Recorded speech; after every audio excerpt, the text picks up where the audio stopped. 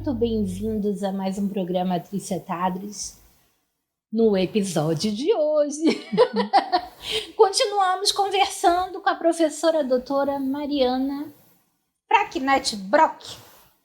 Mariana, a primeira entrevista só foi assim um aquecimento, né? Num segundo passou e impressionante, né? O conteúdo mesmo ficou para hoje, que não deu na nossa primeira entrevista. Mas vamos falar de ultrassonografia? Bora! Vamos falar da importância da ultrassonografia, para a importância de você escolher o seu obstetra, o seu ultrassonografista, a importância da ultrassonografia não só obstétrica, né? Como também na prevenção de doenças. Vamos lá. Eu jogo a bola, você rebate a bola como você quiser. Então, bora lá. Então, o ultrassom, gente, ele é uma metodologia de imagem que ela é extremamente operador dependente. O que isso significa? Que ela depende do olhar de quem está fazendo o exame para poder interpretar o que ele está vendo e dar o seu diagnóstico. Ele não é uma foto, gente. O laudo e a maneira com que se opera aquele aparelho de ultrassom é totalmente relevante. Isso. Existem vários aparelhos de ultrassom. Então, assim, existe do mais simples, onde a imagem é pior, até o mais sofisticado, onde você tem imagens belíssimas, tem 3D e tem coisas que te facilitam dar o diagnóstico. E o que é importante saber do ultrassom é que, por exemplo, quando eu faço uma ressonância magnética, quando eu faço uma tomografia, as imagens ficam lá, as fotos ficam lá em cortes que já são padronizados. Então, se uma pessoa interpretar e isso tiver uma dúvida, outra pessoa em qualquer lugar do mundo pode olhar aquelas imagens e ela é capaz de dar um diagnóstico ou de discutir aquele caso. Já o ultrassom, se for baseado em foto, não dá, porque eu posso criar uma imagem da maneira que eu quiser. Então, eu posso simular a patologia. Às vezes, por exemplo, no caso de vesícula, o gás do intestino, dependendo da localização, ele pode simular uma pedra na vesícula que não tem. Isso já aconteceu num excelente hospital, tido como excelente hospital de Manaus, né? Com o Jorge, que não tinha mais vesícula, o diagnóstico pedra na vesícula. Por conta de interposição de gás, de alça intestinal. Então, isso é importante que a gente saiba quem que está fazendo o nosso exame, o aparelho que está fazendo o nosso exame, e se a gente for fazer um exame numa estrutura que seja privada, que a gente não escolha essa estrutura pelo preço.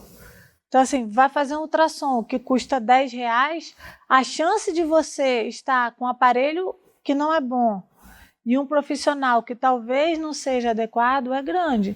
Então, é melhor você ficar na fila do sistema, do CIGEG, e ir para fazer um exame na prefeitura, porque lá a gente sabe que as pessoas que estão lá são concursadas e que têm um preparo para fazer o exame, do que você investir o seu dinheiro num ultrassom muito barato, que talvez com uma qualidade duvidosa, que você vai ter que repetir depois, ou que vai te dar um falso diagnóstico.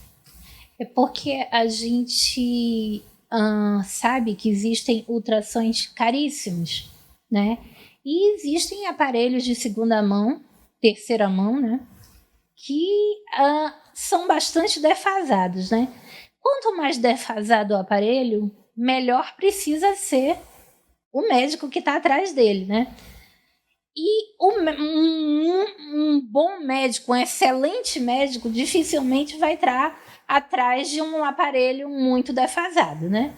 E aí existem os erros, né? E se você que está nos ouvindo aqui acha que o ultrassom obstétrico serve para saber o sexo do bebê, isso aí é uma das, digamos assim, dos bônus que se recebe num ultrassom. O ultrassom primeiro serve para saber se a implantação está correta, né, desse bebezinho está correta. Depois serve para saber A Mariana continua, porque... A morfologia, se o neném tá bem. Porque senão eu falo aqui até... Tem autoridade para isso. Ver o crescimento desse neném, ver a placenta, se tem a placenta num lugar adequado, se essa placenta está na frente do colo do útero, que aí é uma placenta prévia. Que se o colo do útero está fechadinho, está com um comprimento legal. Isso. Se, por exemplo, hoje em dia as pacientes têm muita cesariana. A taxa de cesariana do Brasil é muito grande. Então, o que acontece? Cesárea não é uma cirurgia besta. Não é uma simples cirurgia como muita gente acha. A cesárea, ela leva uma cicatriz no útero. Abriu, vai ter que fechar. E muitas das vezes, e tem sido frequente isso, essa cicatriz, ou a cicatrização forma como se fosse uma cicatriz hipertrófica, uma queloide, ou às vezes, dependendo, ela pode abrir a parte de dentro e forma um nicho, um buraco. E o saquinho gestacional, o embrião, pode se implantar justo nesse buraquinho aqui do útero. É sério, Mariana? Isso é considerado hoje uma gravidez ectópica, apesar de estar dentro do útero, só que está dentro da cicatriz da cesariana. E aí, claro, o neném não vai conseguir, o neném não vai conseguir se desenvolver ali sem romper aquele útero. Então, olha, tá aí.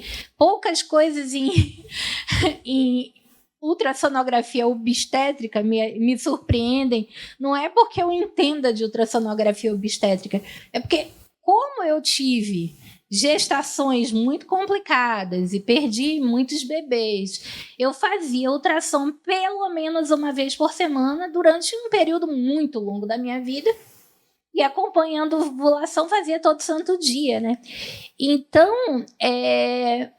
essa realmente é uma imagem que não tinha me sido relatada ainda, um caso tão sério.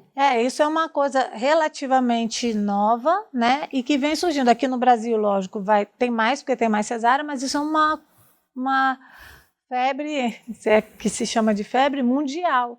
Então, o mundo agora está prestando atenção na estimocele, na cicatriz, nesse buraco de cesárea. O número de cesáreas aumentou muito no mundo por conta da vida moderna, né? Também. É muito complicado o médico, onde não exista um programa de saúde pública que ele possa estar lá de plantão, um médico conseguir passar 24 horas, 12 horas, enfim, o tempo que for, acompanhando um trabalho de parto completo, né? Sim. E isso não é um fenômeno no Brasil, nem nas grandes capitais, é um fenômeno mundial, né? E tem alguns planos de saúde que eles... que me surpreende que a gestante, ela já escolhe se ela vai para o cesarista. É o plano de parto. Então, hoje em dia, a gente tem um negócio chamado plano de parto, que não tinha na época nem da Bia, nem do Dudu. Então, a gestante, ela pode... Em São Paulo, por exemplo, na rede pública, você pode escolher se você quer cesárea ou se você quer parto normal. E, assim, isso é uma tranquilidade para a grávida, que ela vai ter o parto que ela quer. No entanto... Mas ela é alertada desse risco aí?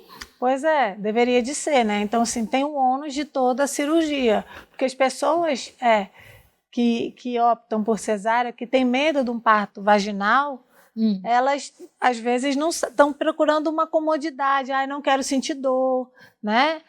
Da contração, que, de fato, é uma dor importante, dói pra caramba. Não estou falando de quem tem indicação de cesárea. Estou falando de pessoas que têm a possibilidade de escolher. E a Mariana pode falar com propriedade, não só como médica, mas como mãe, porque ela já passou tanto pelo parto normal quanto pela cesárea, né, Mariana?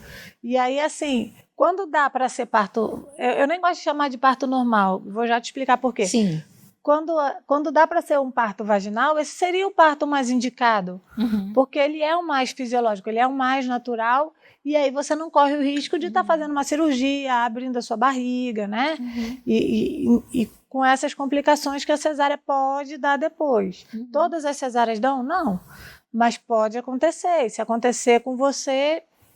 Eu já tive cesáreas maravilhosas, eu já tive cesáreas que abriram, que deram infecção, que, enfim. Tem de tudo, gente. Isso. É só lembrar que é uma cirurgia de barriga aberta. Exatamente. 7 camadas, né? Exatamente. E aí, o que eu estava falando do parto, eu não gosto de chamar o parto vaginal de parto normal. Por quê? Porque a cesárea não é anormal, é uma indicação. O parto normal é quando sai a mãe bem e o neném bem. Então, assim, o parto vaginal é excelente quando está tudo ótimo para que isso aconteça. E o parto cesariano é excelente quando não dá para ser um parto vaginal. Quer ver um parto vaginal mal indicado? Eu, como você sabe, precisei fazer cerclagem em todas as minhas gestações e a cerclagem são pontos no colo do útero, né? E tinha uma coleguinha, digamos assim, uma vizinha de quarto minha, que estava com cerclagem e acabou indo para um lugar onde ela foi levada ao parto normal. É claro que ela não chegou ao parto normal, porque ela começou a ter uma hemorragia. Não abriram a cerclagem dela? Então, a gente não vai se estender, mas vamos lá. Ao invés dela chegar direto à Casa de Saúde São José, onde eu tive meus filhos, você também teve, que infelizmente não é mais maternidade, ela foi atendida em outro lugar na Barra antes, tá?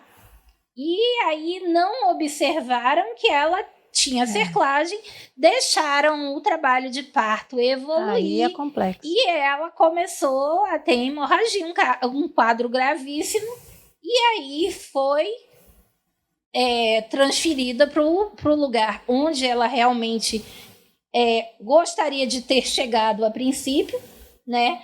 Mas aí essa é uma cesárea super bem indicada.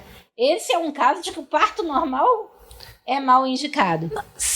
Pode até ser feito o parto vaginal se você tirar o fio da cerclagem antes. Mas já na maioria dos casos não é recomendado porque é fibrosa, né? Pode ter fibrose, pode dificultar a dilatação, sim. Mas, assim, não é impossível. Mas é impossível nascer se não tirar o fio que está amarrado, né? Porque a cerclagem é como se fosse uma bolsinha de joia, né? O colo é a boquinha, você faz os furinhos e você amarra. Quando vai nascer, você tem que tirar o ponto para aquele colo poder abrir. E, gente, na maioria dos casos, é claro que não é impossível, mas na maioria dos casos, você passar ali 7 meses. 7 meses com pontos, no meu caso não era um ponto só, geralmente o colo fica fibrosado. Então, o trabalho de parto não vai dilatar e se você ficar forçando, geralmente vai chegar essa hemorragia. Eu vou pedir um minutinho de comercial e a gente volta já já com mais Mariana Brock.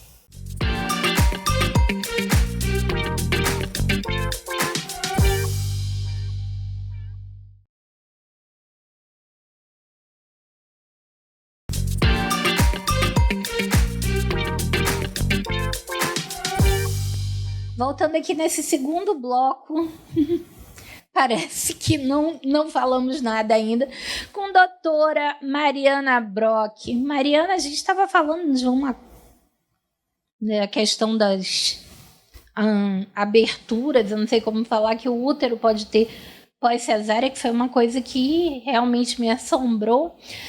Mas a gente precisa falar sobre a importância do ultrassom morfológico, que cada dia menos as pessoas, pelo custo, enfim, né?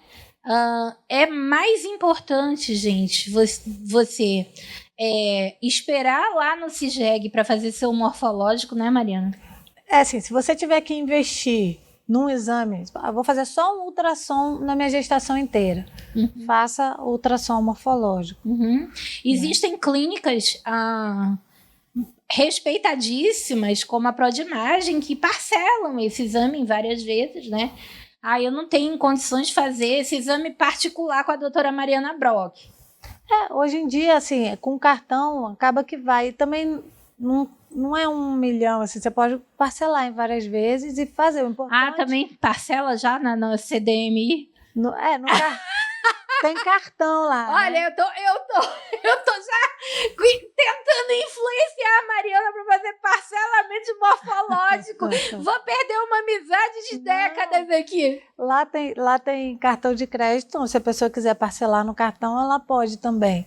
Mas o que é importante? A importância é você não perder a oportunidade de avaliar o feto no ultrassom morfológico, que é o que a gente estava falando das indicações. O morfológico, gente, desculpa aqui interromper a Mariana, mas o que eu tenho que explicar para quem é mãezinha de primeira viagem, para quem é vó de primeira viagem, que na sua época não tinha acesso, ele é o exame que vai detalhar a visualização de todos os órgãos daquele bebezinho. E você tem que entender que se forem 2 bebês, são 2 morfológicos. E se forem 3 bebês, são 3 morfológicos. Então, eu não pude fazer porque quiseram me cobrar o dobro. Não é que quiseram lhe cobrar o dobro. É porque vai se fazer detalhadamente de cada um dos bebês. Não é, Mariana? Isso, são e cada bebê demora 1 hora. Mais ou menos isso, exatamente. É um exame que ele não pode ser feito com pressa. Ele é um exame que ele é bem detalhado. Ele começa da cabeça e termina no pé. E ele é cansativo até para a mamãezinha que está lá. Imagina para quem está analisando aquilo tudo, que tem a responsabilidade de... Eu sou suspeita porque o morfológico é o que eu amo fazer. A Mariana não é parâmetro para ninguém nessa vida. Não.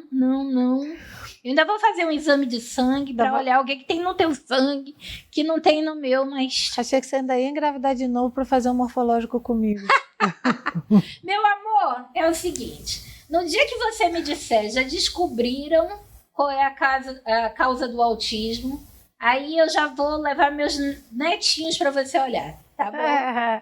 Porque, assim, do jeito que tá punk essa questão do número, antigamente se achava que o autismo era ligado à idade, né, dos pais. Só que hoje a gente tem visto cada vez mais gente muito jovem com crianças autistas.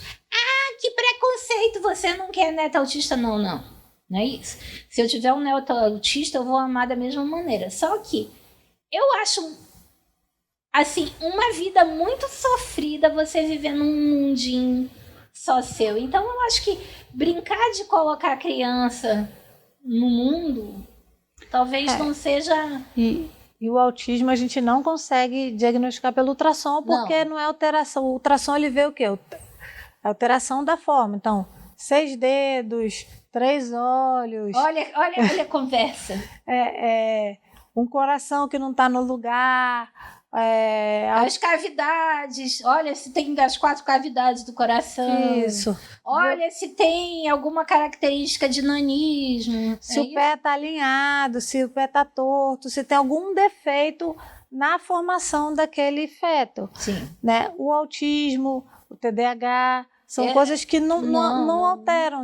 E até mesmo a própria síndrome de Down, não são todas as crianças que têm síndrome de Down que têm alteração no coração, por exemplo, ou que têm coisas que são muito características de síndrome de Down. Gente, então, nenhum exame vai tirar teu bebê do útero, avaliar e colocar ele de volta. Então, os exames, eles ajudam muito, mas eles têm a capacidade de examinar por dentro do útero. Não vai tirar o bebezinho para fora. A gente não é teste genético, então a gente vê a forma do neném, né? E também não é comportamental, então não tem como, né? Fazer dentro da barriga ainda, pelo menos, eu não sei o futuro, mas testes que a gente consiga diagnosticar alterações cheguem, porque não morfológicas. É assim, não é... uma vida fácil.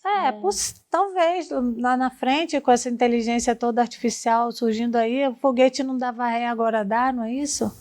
Eu não sei de nada, rapaz. Foguete não é minha área, não. Tem tanta coisa que a gente nunca imaginou que fosse acontecer e que hoje acontece. Você já imaginou, há 20 anos atrás, se eu falasse, Trícia, você vai abastecer seu carro ligando ele na tomada? Não, mas isso aí, deixa eu te falar uma coisa. Isso eu acho que a gente está reinventando a roda. Porque eu não sei se você se lembra que os ônibus eram elétricos, os bondes eram elétricos. O bonde era elétrico, mas ele era ligado num fio. Sim, não que eu fosse da época do bonde. Mas aí a gente vai para uma onda de combustível fóssil para voltar ao que já foi, entendeu? Mas na tomada é demais. Então, assim, e hoje em dia a gente liga o nosso carro na tomada. Então, tu fala por ti, que eu não tenho carro elétrico. A gente, os seres humanos. E assim... Alguns bem privilegiados. Agora, lá na frente eu não sei. O que a gente pode esperar do ultrassom. Eu também espero, acho que vai ser muito bacana. Isso. Mas, por exemplo, há casos, às vezes, de você, no morfológico, descobrir que aquela criança, por exemplo, não tem cérebro. Tem. E esse aí está previsto, né? Os códigos prevêem, né? Esse caso. Hoje em dia não é só o anencéfalo que está previsto. Então, assim, qualquer alteração que a gente veja e que a gente possa definir que aquele feto não vai conseguir sobreviver fora do útero, ele pode conseguir legalmente interromper. A interrupção. Assim, se a mãe desejar. Se a mãe desejar. Não é que vai ao médico e vai ser obrigada a interromper. Existem mãezinhas que querem que aquele bebê nasça, querem conhecer seu bebê e por mais que seja uma coisa dolorosa, mas que querem chegar até o final. E existem outras que acham que é um sofrimento, que elas não estão preparadas para suportar e é uma gravidez até o final para uma criança que a gente chama inviável, né? Que é um bebê que não vai sobreviver fora do útero. Porque é uma criança que, assim, não tem a menor condição de vida, você não pode... Sem cérebro não vai conseguir sobreviver, porque o cérebro é que vai comandar o corpo, e outras coisas também, coração para fora, uma ectopia corde. Não tem como a gente organizar isso. Uma criança que tem um pulmão muito pequeno, por alguma malformação. Então, tem coisas que a gente já consegue definir que lá para frente não vai conseguir sobreviver.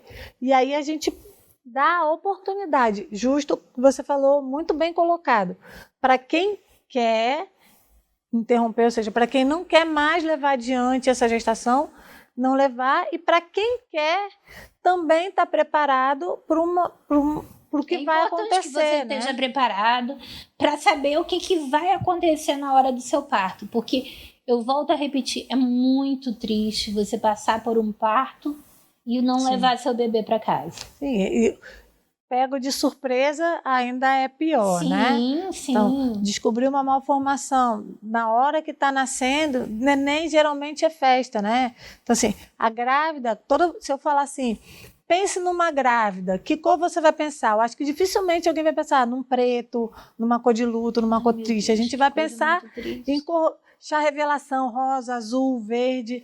Então, a gravidez é sempre um momento de alegria. E aí a gente tem que se esforçar para que ela, de fato, seja. E para isso, a gente tem que estar com bons profissionais. E não pensem, gente, desculpa interromper, que isso é coisa de quem não tem dinheiro e não tem acesso aos melhores centros. Não, isso acontece com todo mundo, aconteceu comigo, acontece com cantoras, aconteceu com a Alexa, aconteceu com a irmã da Demi Lovato, que é a Madison de la Guardia, que fazia o papel da Juanita no Desperate Housewives. Acontece com todo mundo. É que a maioria das pessoas, elas não têm nenhuma felicidade ao comentar um momento tão triste da vida delas. Então, elas meio que... escondem, né? Colocam aquilo no lugar mais fundo do coração delas e da memória e deixa aquilo ali guardadinho. Ela não vai chegar com você, oi, meu nome é Trícia, eu tenho tantos filhos vivos e tantos que já morreram. Não é assim que funciona a coisa. Né? Porque também não... Porque você não é de ferro, você não aguenta. Mas, gente, acontece com todo mundo. E se acontecer com você, você tem a oportunidade, através do exame, de decidir o que é melhor para você. A maioria, a grande maioria dos exames, tá tudo certo, tá tudo legal, tá tudo bacana. Graças a Mas Deus. é importante que você saiba. E outra coisa, a Mariana é uma pessoa calma. Ela é... Porque a gente já teve fases em que os ultrassonografistas já deu... Aí a grávida ficava... Meu Deus, o que é isto? O que foi? E aí o ultrassonografista não dizia absolutamente nada para paciente, entregava o exame e aí você tinha que esperar. Eu vou contar isso no próximo programa, porque esse aí que já foi. Eu espero vocês no próximo programa. Obrigada.